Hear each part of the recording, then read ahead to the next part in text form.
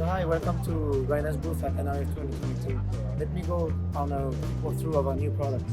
So as you can see here, we have here a temperature and humidity sensor, and here we have an air quality sensor.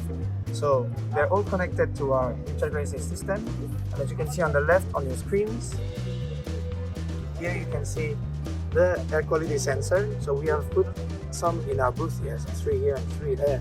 And as you can see the history, and here you can see notifications on whether there's been changes in the air quality in terms of TVOC. So this is the gases in the air when you clean, for example. This is the indoor air quality, which is directly linked to the ventilation system. And this is the level of CO2 in the air.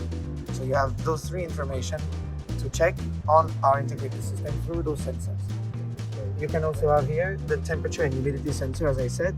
Same thing, we put them in our booth, throughout the booth. You can see the history and again notifications on the temperature and the humidity. You can see the levels are pretty good right now, so the guy is happy.